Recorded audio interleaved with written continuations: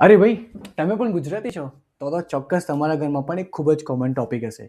તમારા પપ્પાએ કે દાદાએ લીધેલી પ્રોપર્ટી ગુજરાતમાં હશે અને તમને ખબર જ નથી પડતી કે તમારે કરવું શું. તમારા પપ્પાએ કે દાદાએ આ પ્રોપર્ટી 25 વર્ષ પહેલાં ગુજરાતમાં લીધી હશે અને તમે યુકેમાં રહો છો, પણ તમને ખબર જ નથી પડતી કે તમારે પ્રોપર્ટી વેચવી કેવી રીતે. કદાચ તમને આ વસ્તુ ફની લાગતી હશે, પણ આ બહુ સ્ટ્રેસફુલ કામ છે.